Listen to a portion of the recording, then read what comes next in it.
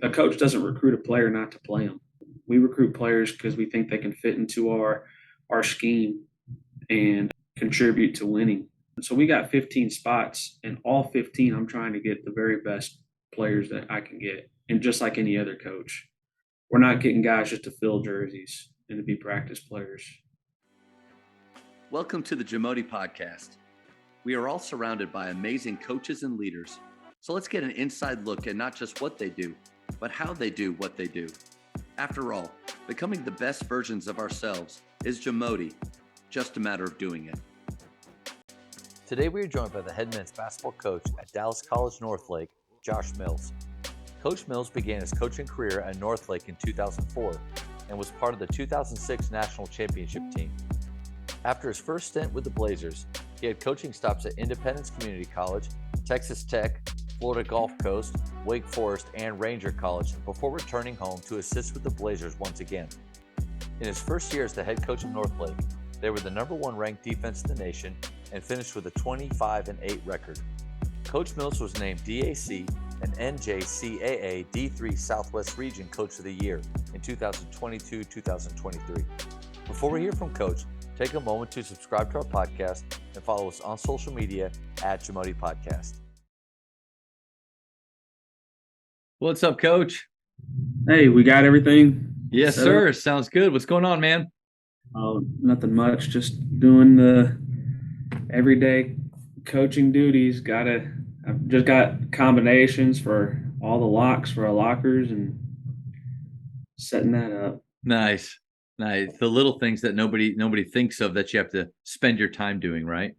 I got that. Then I got travel. I have my class that I have, my drug use and abuse class I have to set up. I had, got to make the practice plans. I mean, it's all the stuff. Everybody thinks coaching is just going out there and playing. And it's like, that's like 20%. That's right. Tell me all the other duties that you have there besides just coaching the team. Well, teaching. So I teach 3 classes. So you have to set up those classes. I think 2 of them are online. One of them's in person. And then, outside, and then, you want to study and you want to prepare, your team, putting them in the best situation, offensively, defensively, depending on your personnel that year. And so researching, I don't care what anybody says. Nobody ever invented anything anymore. It's really hard. Right. To invent. Yep. Right. It's really hard to invent something new. And I'm not trying to do that. I'm just trying to get stuff from guys that are smarter than me. Luckily, been able to work for a couple guys that I've been able to work for. I've learned a lot. I got a lot of defensive principles from Coach McGraw and Coach Gillespie, and 2 different styles of defense. But, Coach McGraw was so successful here. I'd be a fool not to listen and, see what, I was able to coach with him and see what he did and what he demanded from the players in his matchup zone. And then with Coach Gillespie, his, aggressive man-to-man defense and, the discipline that he requires for it. And then being able to learn, offensive stuff from like Coach Manning and Coach Dooley. And the guy who gave me my first job, even Patrick Nee, who's a JUCO head coach at Northern Tonkawa. So it's I've been fortunate to learn from a bunch of great guys. So always doing that, looking to try to get some type of advantage, some type of edge. But that's whenever I get time. Yeah. After your teaching and after everything else. Yeah. Teaching, laundry, setting up the locker room, making sure the balls get here, all that fun stuff. We're trying to set up some way to watch live stream our games. So I'm trying to do that as well. It's turned out to be a difficult task. I have to fix the gun today. Got a new part for it, so I have to install it myself.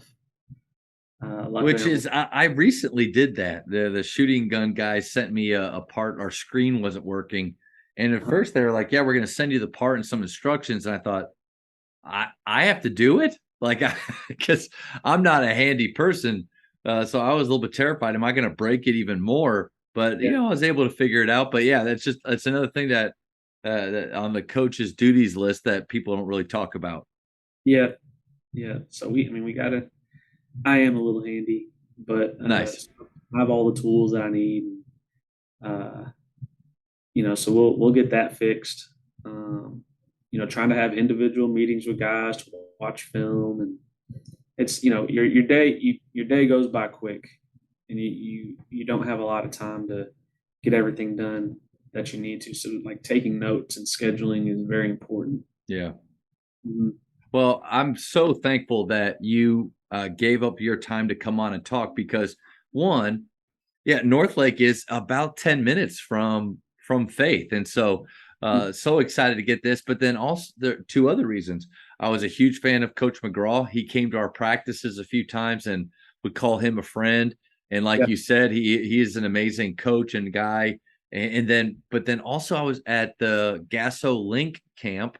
I was able Right. to listen to you and watch you coach and so yeah, just really excited for this time. So thank you so much for giving up a part of your busy day. Yeah, for sure. That link camp was a lot of fun. I was And going to ask you what you thought about it. I thought it was good. I thought it was a good wake up call for a lot of high school kids.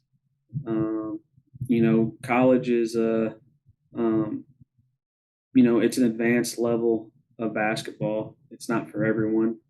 Um, I go through 100. Like this year, I reached out to 175 different players to come to Northlake, and we have a unique situation, right, with our scholarship situation, our living situation. But we tend to find the right guys and make it work and win.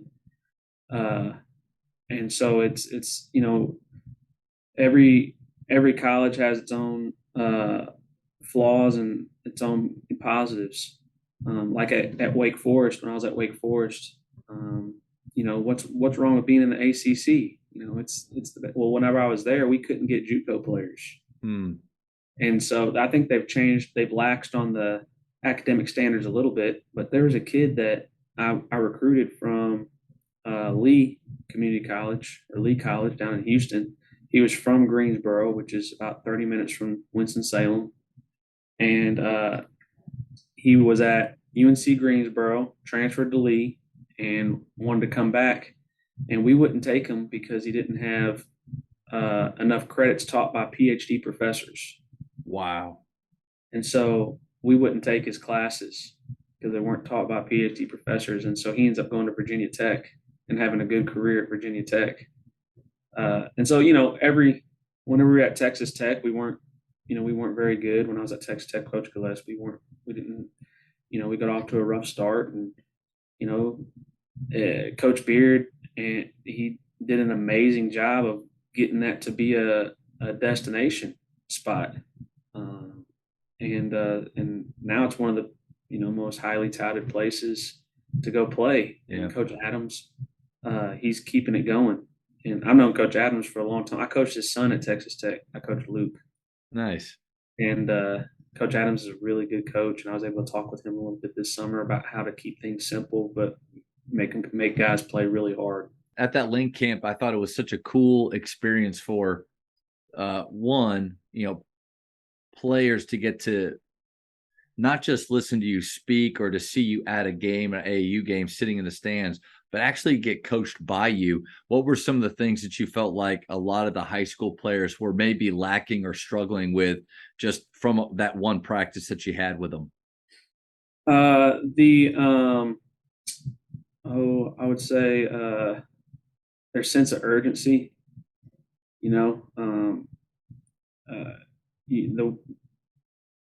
It seems like a lot of guys tend to practice at a slower pace than what they want to play at.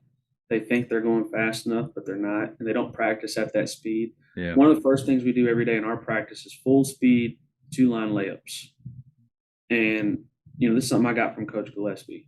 Coach Gillespie was great. He is great at taking simple drills and making them into, uh, you know, intense, competitive drills. And so 2-line layups, we make them go as fast as they can. If they don't go as fast as they can, if I don't think they're going as fast as they can, I stop them and I make them run sprints on the sideline instead. You're gonna, if you don't want to run sprints doing a layup, then you'll run sprints on the sideline. And it's kind of a simple matter in that case. And just teach them, because whenever they get in a game, they're not going to slow down. And if they slow down, they're going to get their shot blocked or stripped. And if they go as fast as they can, they're probably going to miss it because they're not used to going that speed. And so I think that with the link camp, I think those kids, it kind of opened up their eyes a little bit. And I know I wasn't the only coach that was over there making guys go hard. I know a few of those other guys are really good coaches and demand and expect the best out of their players. So I think that was probably the main thing that the high school players were not ready for, the sense of urgency, the intensity of it. I think it's a really good nugget that you said about look at your practice plans and see what drills are you doing. They may be simple, like 2-line layups. How can you make it competitive? How can you speed them up? Because I think we're all guilty of a great practice plan, but maybe 25 to 30% of it is against, air. There's no pressure. The speed isn't realistic at all. So that's a good tip for all of us to look through and maybe make some adjustments there. It was eye-opening to me. So whenever I went from Independence Community College to Texas Tech with Coach, one of the first practices we had with Coach Gillespie, Coach stopped a kid named Robert Lewandowski, who was our best player. He said, "Rob, is that the fastest you could go?" And I was like, and Rob, he was like, "No." Well, why not? Because you don't want to win? You don't care? Why would you not practice as fast as you can go? So go over there and do sprints and get faster. And if a kid would say, yes, that's the fastest you could go, well, you can go home because you're not good enough to play here. And so that was like, I'd never thought about challenging players that way before. It seems real simple. And, it's something that we've adopted, and Coach McGraw adopted it whenever I came and started helping him out again. I think it really helped us prepare us for success for the last season with us winning the national championship. Coaches, the Jamodi podcast is powered by Shoot 360. The future of basketball has arrived in Dallas-Fort Worth. Shoot 360 combines the latest sports technology with the fundamentals of basketball skill development. The result is a one-of-a-kind video game-like basketball program designed to improve your shooting, dribbling, and passing. Visit shoot360dfw.com to learn more and register for your free 1-hour workout evaluation. Shoot 360, the future of basketball is here. So you already mentioned some of the amazing leaders that you've been able to work for and be around with Coach Gillespie, Coach McGraw. What's one quality that you see in great leaders? Just how they demand accountability, and they, every single one of them, they had their standards and they didn't lax on them.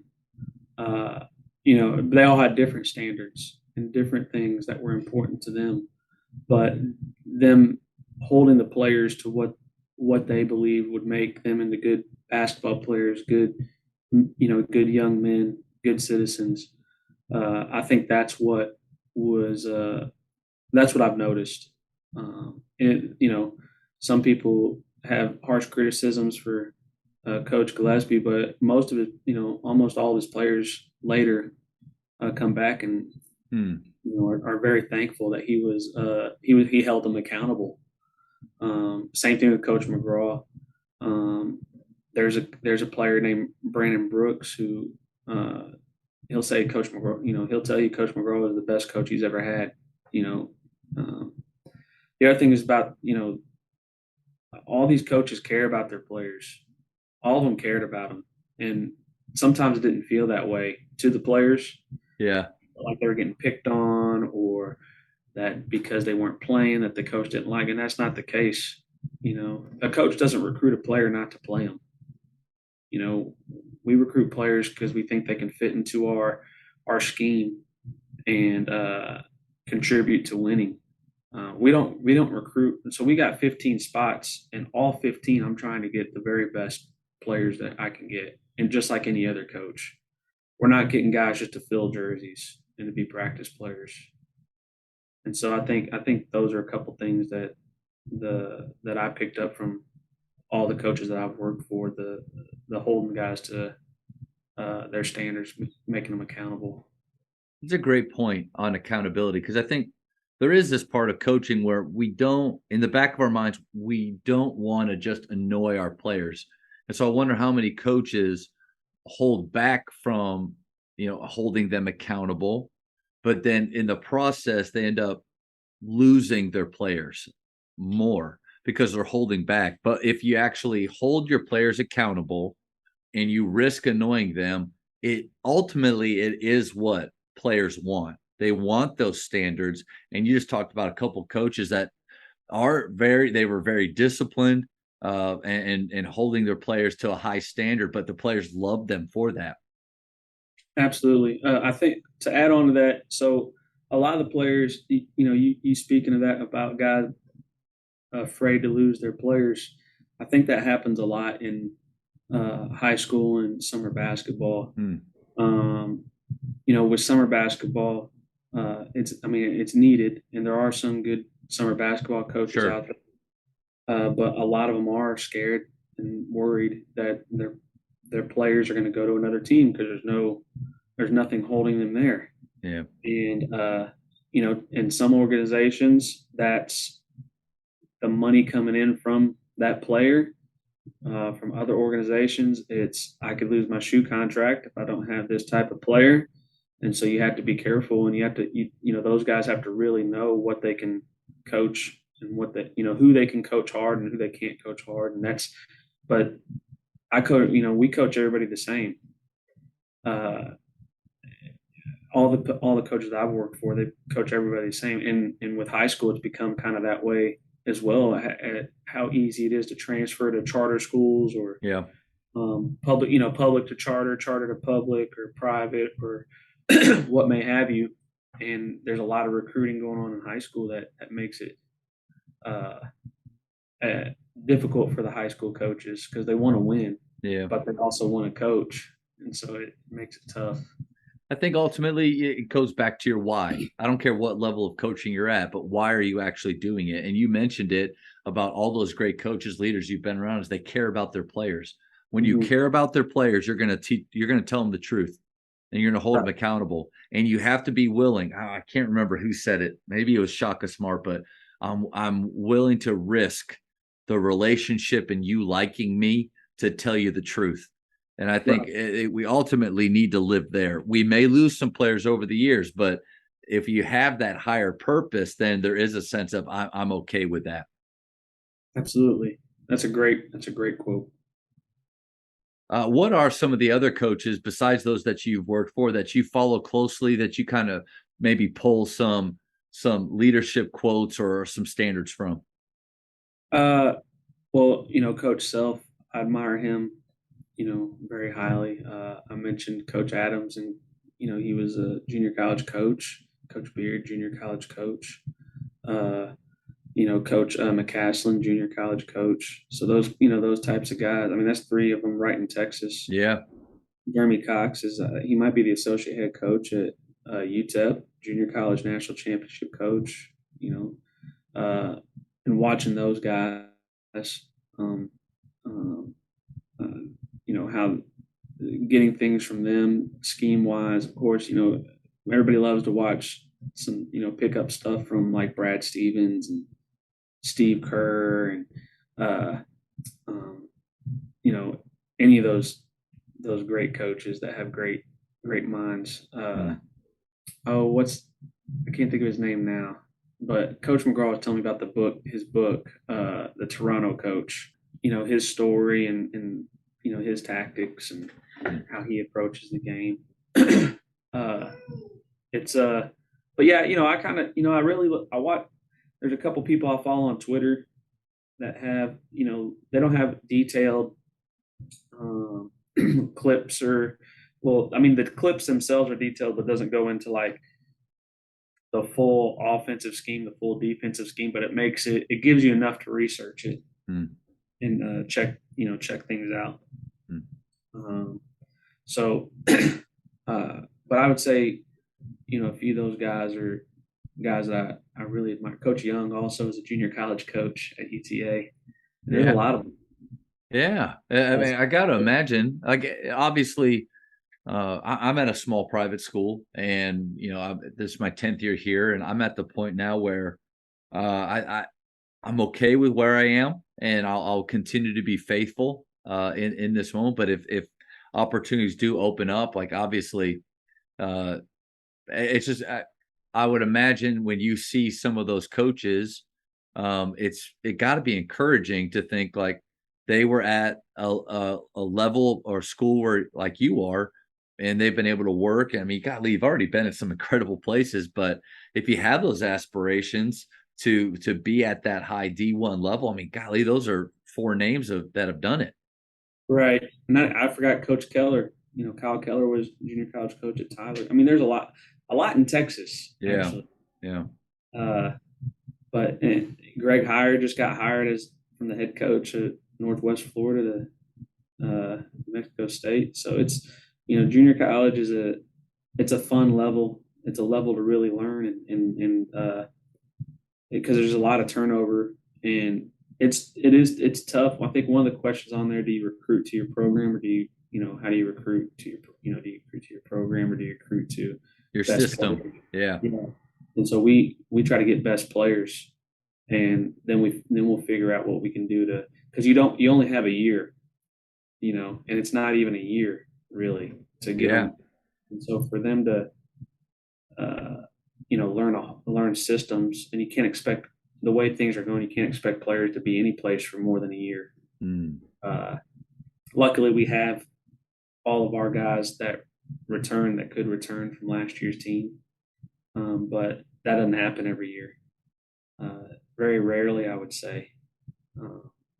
But that's a good point. I think, and let's just go right into that topic of, I think at the high school level, it's hard to have a system that these kids that you have coming up that you're just expecting them to fit into, right? But then you think about the college level, maybe you could recruit to that system, but then you're right, because they're only there for 3 or 4 months sometimes, that you actually have them on your team, and it does make sense to recruit the best, and then as a coach, figure out the style that'll fit them and make them the best they can be. Yeah, for sure. I would say have a couple things that you're really comfortable with. I'm really comfortable teaching high-low, teaching because of learning from Coach Gillespie, and being in that Kansas tree with Coach Gillespie, Coach Dooley, and Coach Manning. And so I'm really comfortable teaching that. But, now we're trying to do a little bit more motion offense, and trying to spread it out a little bit more and create more driving lanes. But because that's what fits our team better. But it really depends on your personnel. Just defensively, it's the reason why Coach McGraw ran that matchup zone was because it neutralized the talent difference between our level and the scholarship school level. So I don't like running zone. I don't like teaching zone. I don't like zone at all. But his points are valid because it makes it your big guys they only guard big guys. Your guards only guard guards, and players at this level aren't the best shooters. So, I mean, there are some really good shooters, but compared to other levels, and then whenever you get, this is the biggest thing that Coach McGraw says, whenever you get to the national tournament, it takes scouting away. So now you just scout personnel and you're not scouting plays and trying to think, because we had to play 3 games in 3 days. And so preparing for, if I wanted to play man to man the way that I wanted to, I'd want to take them out of different actions, take them out of different sets. But it's tough to do in one night. Coach, you nailed it, man. I mean, 2.5 years ago, if you would have asked me, like, do I play zone or do I believe in it? I would have said, absolutely not. Zone is weak. But went to a matchup 3-2. The middleman does a lot of interesting things in it. I haven't played a possession of man since.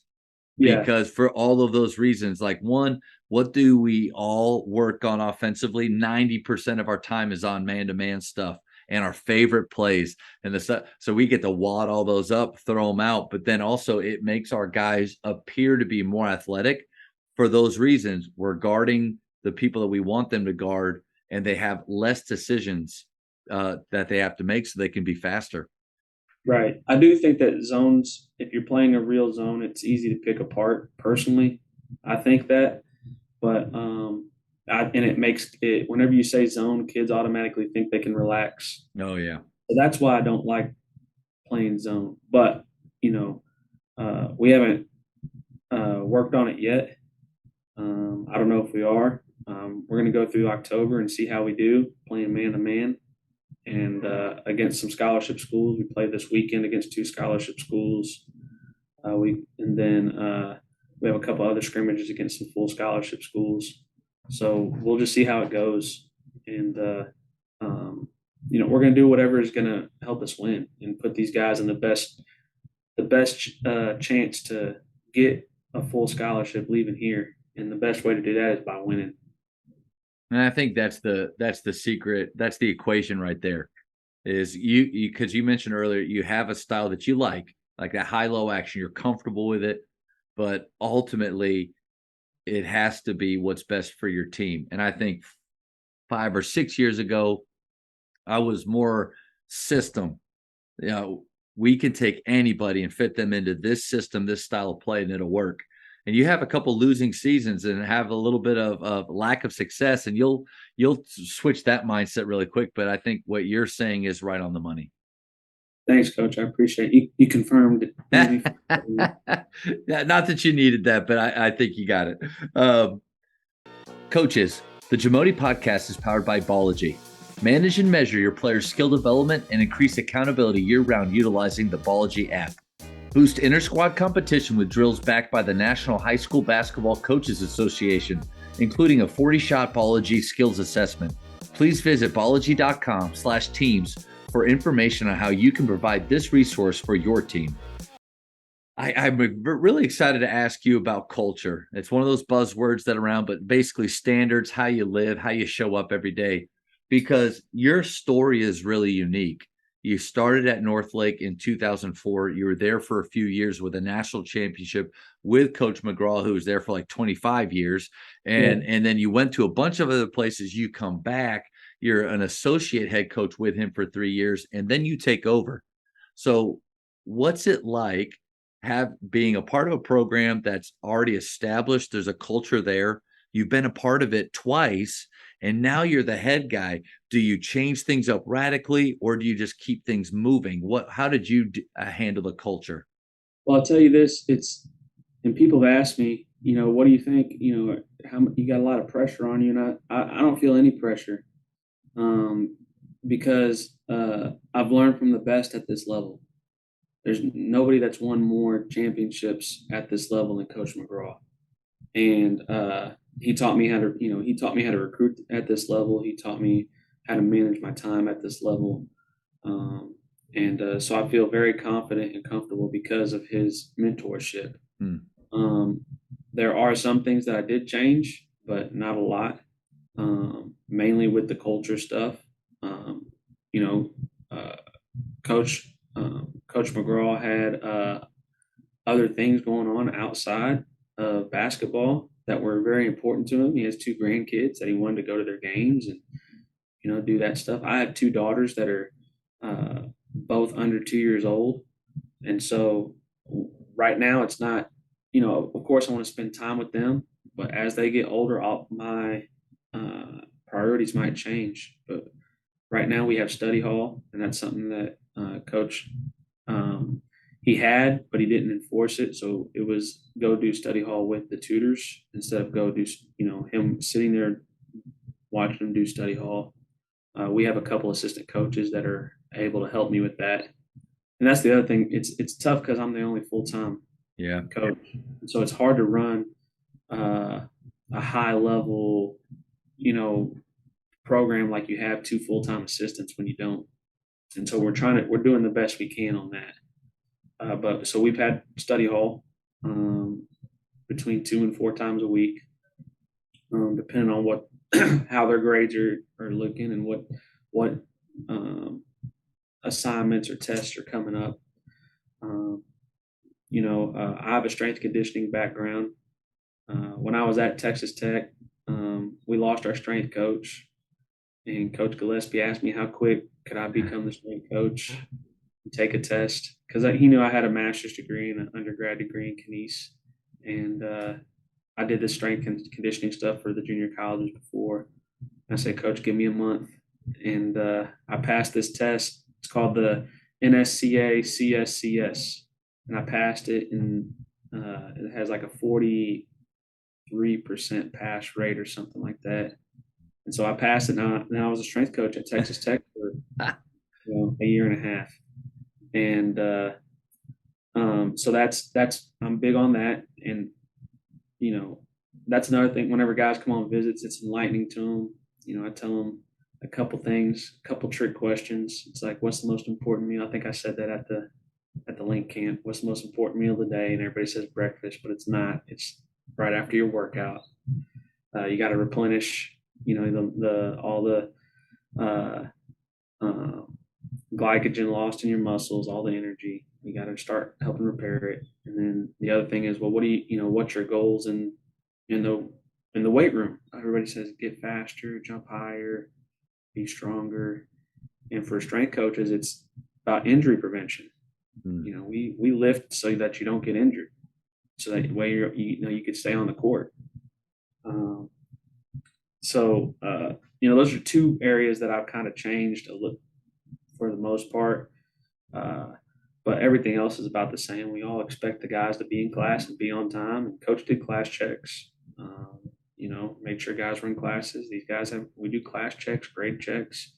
Got to be every place that you're supposed to be on time, or there are consequences. And whenever, especially the returners, whenever they buy into something like that, the changes, and they're able to carry over what was expected from the year before, it makes it easy. And it's always easier to take over a winning program than it is to take over a losing program. Always easier. There are some other schools in our conference that haven't had as much success, and it could be difficult to get it to change it and get it going. So I'm lucky in that aspect. That's interesting. That's an interesting point there, because I think majority of coaches, when they take over a job, especially one where they weren't already there, it's because some bad things have happened. I mean, majority of the time the culture's low. They haven't had a lot of success. And to your point, yeah, that's really hard. It might be exciting for a first-time head coach to think, all right, I get to start this from scratch and do some things. But then what your perspective is unique, because moving into not just a program you've already been at, but had ultra success, the balancing act that you had to have of what are some of the things that I really do want to pick up and enforce more, but then remembering that I don't need to blow this thing up. It already is going well. So I think that shows a lot of, I don't know what the word is, I guess wisdom on your part, not to think, okay, this is my deal now, I have to change everything drastically and just keep it moving. But remembering that you do have some priorities that you want to improve.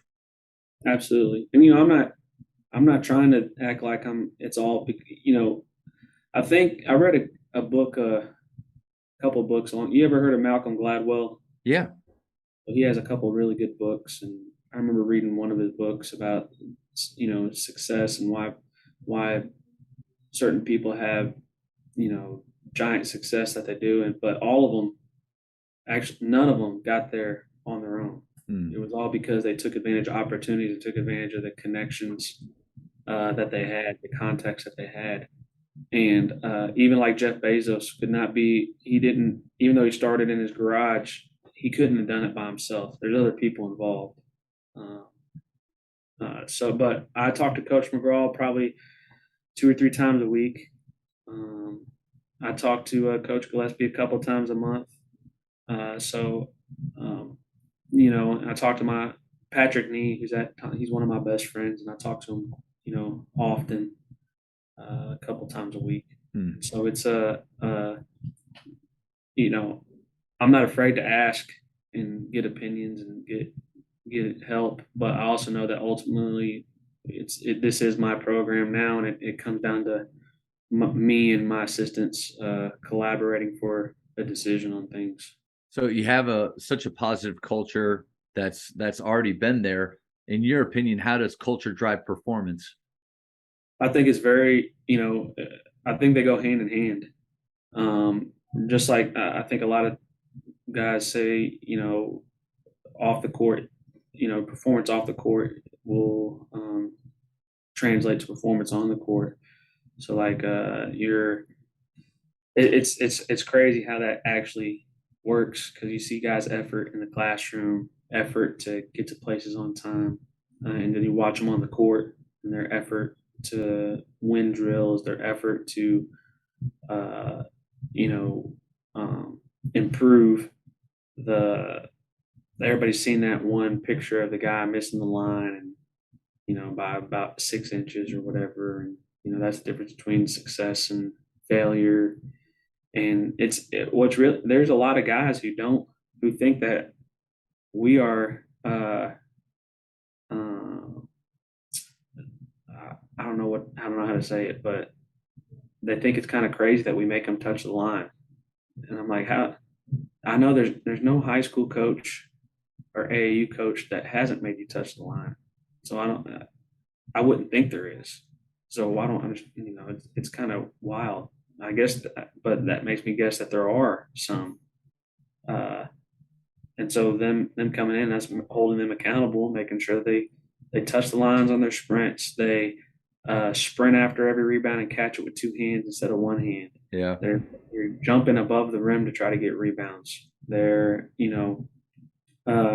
closing out with their feet still moving and forcing them whichever way you want to force them. And it's probably not new. I'm sure it was coached, but maybe it wasn't enforced, because these guys are some of the better players on their team. And like we talked about earlier, it's tough to, you don't want to scare the best players on your team away. At least that's the conclusion I've come up with. I could be wrong. Well, no, I think you're right. And it's the danger of players or people in general thinking that we can compartmentalize, that I can be one way here, but then another way here.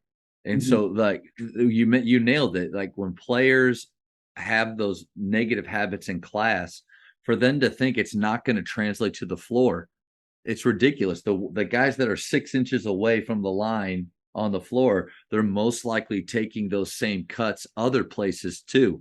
And so when we sometimes I feel like as coaches, our players look at us like we're insane when we say that it's not what you do, but it's how you do what you do is important, and that everything matters. Like you nailed it right there. The Jamodi Podcast is powered by Sideline Interactive. Sideline Interactive is the leading manufacturer for high-quality, innovative scoring tables and LED video display boards that help coaches and schools bring more excitement to fans, create huge fundraising opportunities, and make their jobs easier. Visit sidelineinteractive.com to check out their amazing products.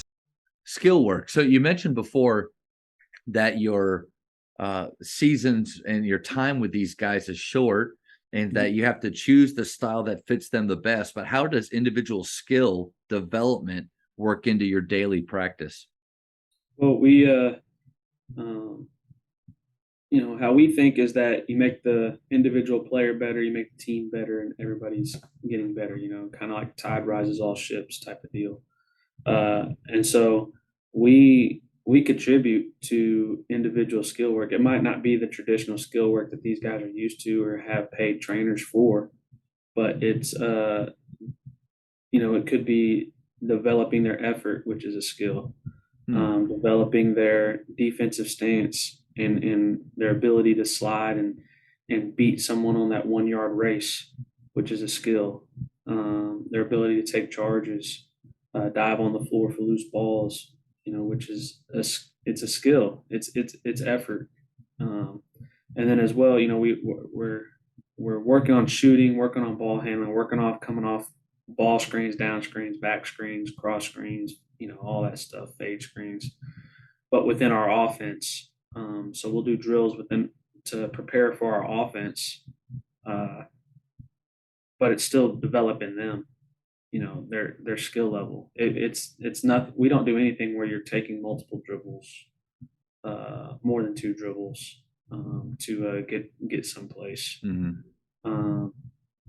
And we do shell drill for most of the practice to help develop their defensive skill work and their anticipation. We work on individual skill work heavily that can translate over, hopefully, to their 4-year school when they get a scholarship. It's interesting you said that effort being a skill that you have to work on, that you have to develop. You and I think we're close or similar in age. Do you feel like that's something new that we have to now try to develop in players, or has it always been that way? The coaches that are above us would say it's been like that for, of course we say that, no, it's totally different. We weren't like that. Other coaches, like Coach Gillespie and Coach McGraw, and, they say that players haven't changed much. Like it's pretty much the same. Coach McGraw used to say you have to fight. Your job as a coach is to fight the laziness of players. And he's been doing it forever, like 20. Whenever I was a young player, right? Yep. You have to fight the laziness of players. Now, I do think there is a lot more publicity with basketball, with social media, a lot more parent involvement. And I think with the more parent involvement, it takes the player's voice away, because the parent will speak for the player. And I don't really speak to parents about playing. I tell every single one of the guys I bring every single player and their parents in on a visit that want to be a part of the program. And they aren't coming if that doesn't happen, because you have to have a good support system, and the parents and I have to be on the same page of where I'm going to hold their child accountable. And it's possible that they may not get a jersey. We bring in about 24, typically between 20 and 24 players every fall. And so we brought in 24 this fall, and we're down to 18 now. Not because I cut them, because they quit. They decided it's not for them. And I don't cut anybody unless they do something, absolutely ridiculous. It pretty much removes themselves. They remove themselves from the team. Yeah. Right. They remove themselves by not following the rule.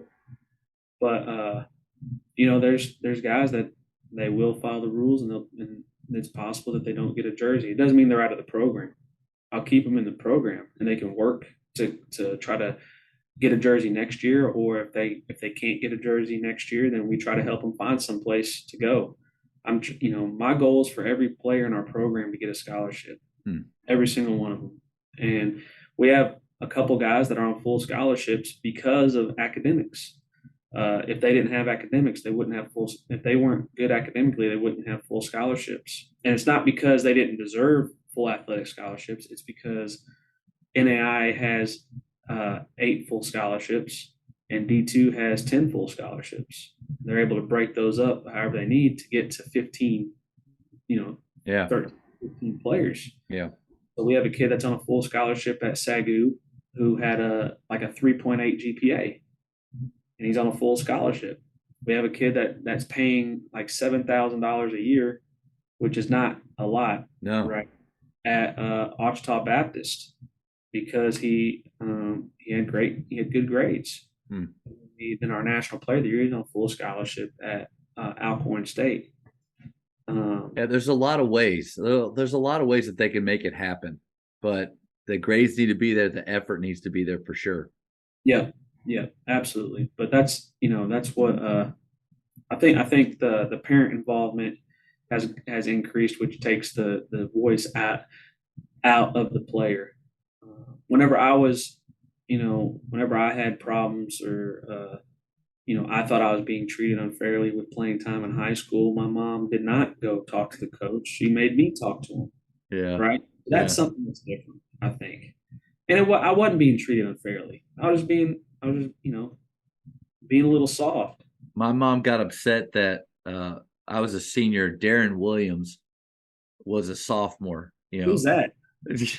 uh, yeah, it's like my high school coach, I think, could see already. I was okay, but Darren was going to be NBA player and Olympian. Like he could see that. My mom was upset that Darren was getting so much attention. Like my coach was favorite. We wanted to win. I saw how good Darren was. So I think sometimes the players get it. They see it. They're around every day at practice, but the parents, because they love their kids so much, they don't see it. Right. Yeah. No, Uh, my mom wasn't she was not athletic savvy or anything. My dad was not around. And so I didn't have anybody to really guide me in that way.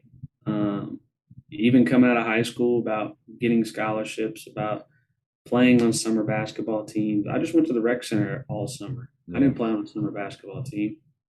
Number one, we couldn't afford it if I had to pay, and number two, because I wasn't good enough to go get recruited, and so I didn't. And there were probably 10% of what programs are around now back in 2000, 99 to 2002. Yeah. A lot of those programs that were up and running aren't around anymore. And so it was, I probably should have came to Northlake right out of high school instead of going to North Texas and thinking I could walk on there. And I go there and then I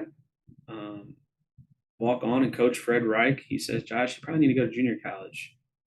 And so then I come back to Northlake, and Coach McGraw is happy to have me, excited. You should have never went to North Texas in the first place, thinking you're too good for Northlake. And I hand him my transcript, and Josh, you're ineligible. You failed this anatomy class. You didn't take it up. You didn't take it up. You didn't make it up in the summer. Wow. I didn't know that I had to do that. I had no clue. And so that's what kind of got my coaching career started. Wow. Because I started helping coaching, and I just kind of stuck with that, helping Coach McGraw in that way. What an incredible story. Like, even though those things are hard that you went through, I would imagine it has set you up to be the perfect coach for those guys that are coming to you, the guys that might not have had some of the parental involvement that some players have, or they may not know or have the focus on their academics. You have gone through things that set you up perfectly to help those players out. Yeah, I think so. And I probably should have tried to play someplace. I could have played someplace if I really wanted to. There's always places to play. That's what I tell players too. If they love the game enough, there's a place that you can find. Yeah, you're right. There's it may not be the level. It could be a JV program. It depends on how much money you want to pay. That type of stuff. It may not be the ideal situation, right? But if you want to play bad enough, there's some place that you can play. What's the name of the Kilgore junior college coach? Hobright. So he was at that link camp standing right next to you, and I got a golden nugget from him that I've already shared with our parents. And he said, because he's talking to players and parents sitting there, and he said, players, you have to find a level of play that loves you, and then Yeah. you have to find a way to love them back. And like, I just thought that was incredible, because how many players are out there wanting or waiting or looking for a level of play that, but then they got a school like North Lake that is interested in them. They have to really start to find a way to love them back. I mean, so a perfect example is our National Player of the Year last year, Greg Crawford. He's enjoying Alcorn. He's doing great, but he's like, man, I miss North Lake because he had success here. Yeah. He was National Player of the Year, and he could have come back if he wanted to, but it would have been a struggle to find hours and credits for him. We could have pieced things together, but it's like, you're not going to do any better than being National Player of the Year. Yeah, that's right. That's right. He loved the level. He loved being here. Mm. And you're exactly right. I mean, it's not about, and this isn't the ideal level of, like, most of the players that we get here, we try to get scholarship level guys. So not necessarily the guys that are going to be starters at Kilgore or Tyler or Navarro or whatever, all these great junior colleges around here.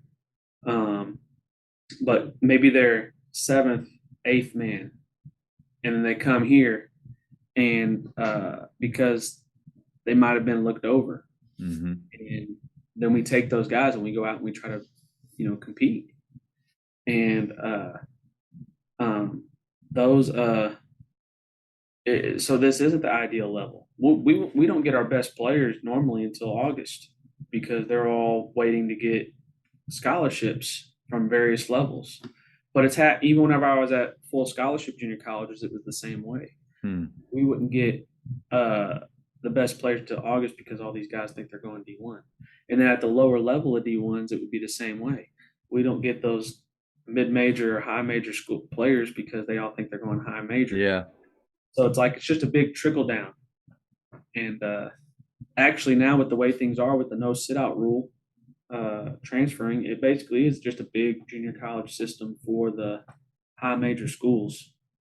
Yeah, it's a good point. If Kansas wants the best player out of Conference USA at North Texas who averaged 25 points a game, then they're going to get him the next year. That's right. Right? And if North Texas wants the best player out of the SWAC that was at Grambling last year, averaging 22 points a game, he's going to go to North Texas. And so it's just a trickle down with the no sit out rule now.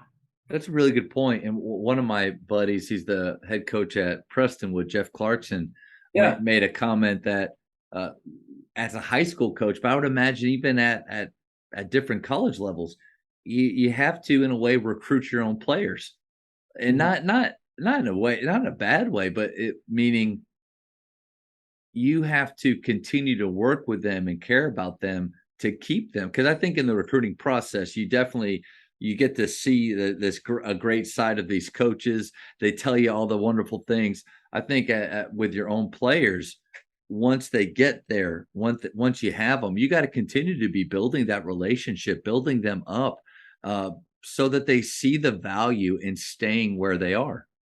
Absolutely. And it helped, like for us, it helped that we won, right? When you win a national championship, it's going to be easier to keep guys around. Yeah. I want to taste that success again. We have guys that probably should have been picked off by us, by some scholarship schools. We have one kid in particular, Darian Jones, who probably should be at one of these Texas scholarship junior colleges. And I think he has a chance to be the National Player of the Year if he does what he's supposed to, and is consistent. But but now with how things are, we're actually getting better players than what we used to because of the transfer portal. Yeah. Because a lot of D1 JUCOs are trying to get guys to transfer portal instead of recruiting the top high school talent. And so we got a kid that was ranked 104 or 103 in the state. He was an all-state player at a Bernie champion. He's here with us. And we got a kid from Byron Nelson that was ranked 130th in the state, which we don't normally get those guys. And then we got these guys that are returning, and we got a transfer from Oklahoma Wesleyan, a 6'8" transfer. They, these guys want to win. Yeah, they want to win, and it's.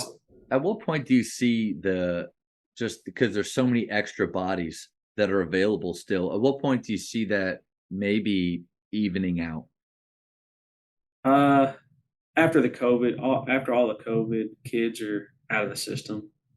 So, we have three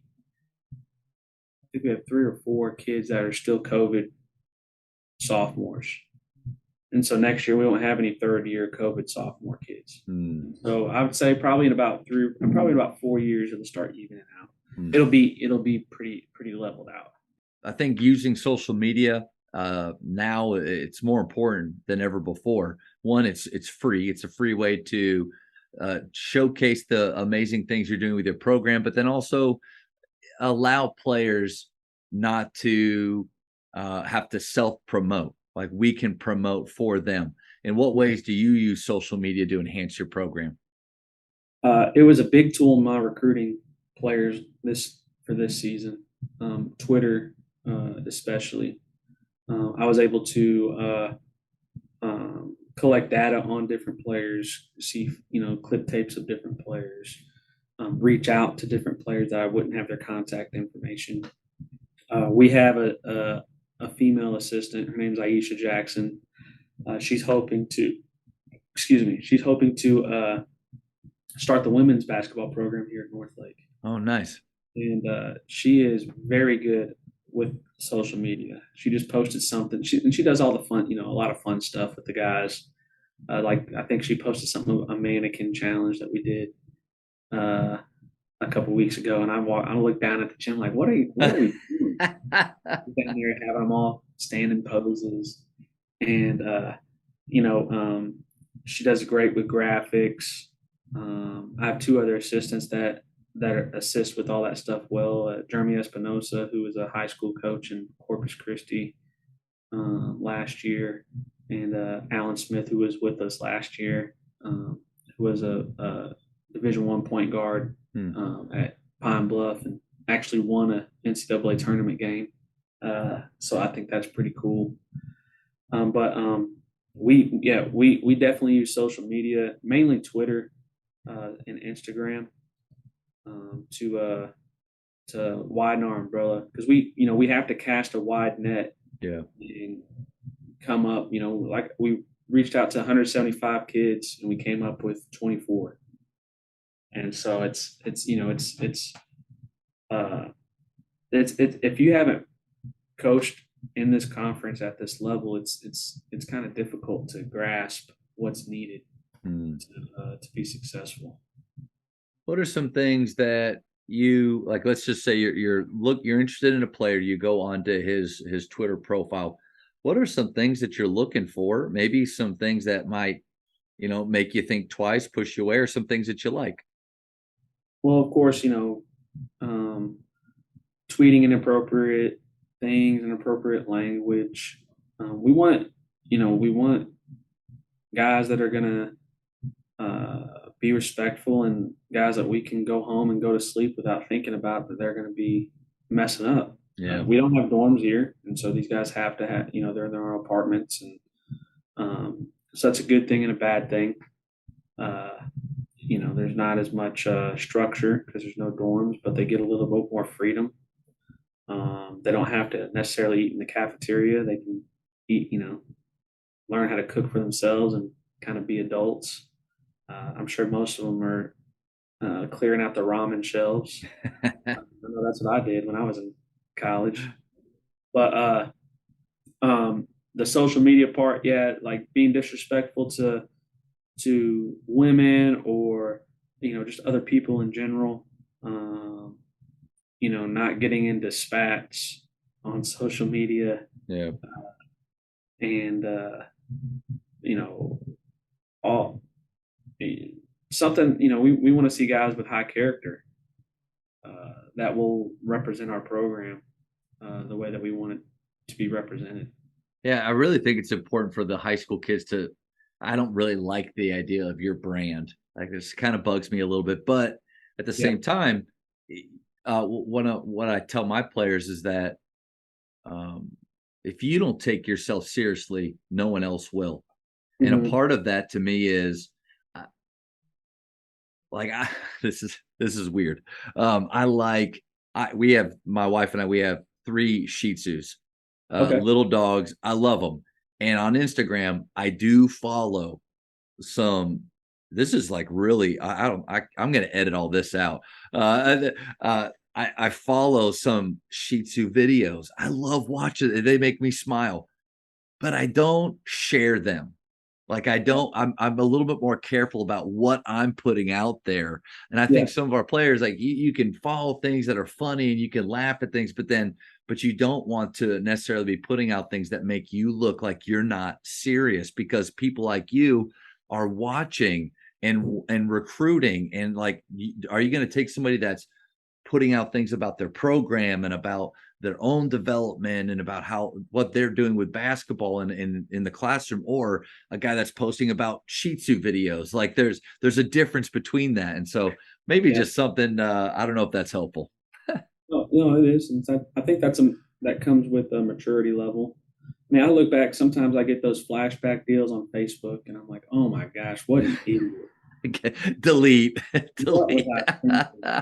Like, what an idiot!" And so, but now that I'm more mature, I use it more as a networking tool. Hmm. Uh, but it's and a promotion tool for our program. Um, most of the time, you see guys and a lot of the ones that are just showing their basketball highlights. That makes me think they're not really heavy into social media, and they're really focused on other things outside. Uh, and they could have a whole nother account that I don't know about, Mm-hmm. but you know, I don't know about it. I hope that they're doing what they're supposed to. Yeah, That's another thing is you can have a lot of anonymity yeah, on social media, which can be scary as well because you don't really know. But that's why we bring guys in on campus. We don't just recruit off of social media. We hmm, we we we use Texas Hoops a lot. Um, there's high school coaches that we're friends with that help us know about players. AU programs that we're friends with that help us know about players. Um, and so those are ways to get your foot in the door. But just because you have your foot in the door doesn't mean you're in. yeah. You got to come up and bring your parents and make sure it's a good fit for everybody. We don't That's right. we don't want it to be a bad fit for us because we won't be successful. But we don't want it to be a bad fit for you either because we don't want you to waste. You only get 4 years to play, and we don't want you to waste your time as well if Yeah, it's not a good fit. that's a good point. Sometimes there's good players and it's just not a good fit. Coach, the speed round. These are going to be quick questions. After we're done, I'm going to feel like I know you even better. You ready? Okay. Yeah. Favorite ice cream flavor? Oh, that's tough. I'll go with vanilla, I guess. I don't know. Okay, I like a lot of flavors. that's fair. It would be hard for me to narrow it down to one. Yeah, Yeah. So we'll make it easy, but vanilla. How yeah. many hours of sleep do you get versus how many hours of sleep do you need? Well, this is tricky because I have a 7-week-old. So So not a right now, lot, not much. not a lot. It depends. And then whenever we start getting in the season, it'll be even less because I'll be up thinking about, the games and Hmm. how to win and all that. So Yeah. I would say about 7 to 8 hours is a good amount for me. Best basketball movie of all time. Uh, Probably Hoosiers. Is that just your default? Like you think that's what, as a coach, you got to say, or do you have another one? Because No, Above the Rim was one of my favorite basketball movies, actually, of all time. But not all basketball in that, but it was a good one. Well, there's a lot of good ones. Glory Road, Blue Chips. Yeah, yeah. Coach Carter. Hoosiers is great though, Hoosiers. Yeah, I like Hoosiers. especially 'Cause since, yeah. I like Hoosiers because of the psychology that he used with the team. That's what I like about it. Have you actually felt yourself, pulling a little bit from that, like some ideas from that? Yeah, absolutely. Yeah. Absolutely. So but not anything specifically, but just the idea of Not 5 passes before you score. Not in a game. No, practice. Yeah, sure. For high school, shot clock or no shot clock, and especially since you're in Texas. Yeah, shot clock. There needs to be a shot clock. Yeah. People are saying that college needs to go to 24 seconds. I don't agree with that. I like the longer shot clock because I like running offense. Actually running a system. I don't. We have quick hitters and stuff, but I think it makes the game way too individualized. Yeah, it's true. Not enough teamwork, and so I thought the 35 to 30 was okay. I think 30 is about perfect for college. Texting or talking? Talking. Favorite holiday? Thanksgiving. Nice. In basketball, it's just because it's about my birthday. Okay. That's it. I like food. Yeah. In basketball, who is the GOAT? Jordan. Nice. Good answer, Coach. Good answer. Favorite city in the U.S. besides the one you live in? I really liked Winston-Salem when I lived there. I really liked it a lot, and I would not be opposed to moving back to North Carolina. Really? Nice. Yeah, it was. It wasn't too cold. It snowed maybe 2 or 3 times a year. It was beautiful. Didn't get to 110 though, did it? Like it does here. No, it didn't get that hot, but it got hot. Yeah. But it was, it was really nice. Something that's kind of weird about me, but they had enormous trees out there, giant trees, and not like California, not like redwoods. The redwoods, yeah, but they were, like one branch is as big as like an oak tree here. These trees, and I thought that was pretty neat. See, Coach, I would have never known that about you if not for the speed round. Yeah. There you go. 2 more. How many cups of coffee do you drink per day? 1, but it's not every day. Okay. No caffeine? Do you energy drinks, anything like that? No, caffeine. Like I have to have a lot of caffeine to really feel something. Yep. But I'm not. I just drink it because my wife has the station set up. So I just grab it on my way out. Yeah. I didn't drink any this morning. I had chocolate milk instead. Nice. All right, that's perfect post-workout right there, the chocolate milk. Last question, Godfather, Star Wars, or it can be neither? Star Wars. Nice. Yeah.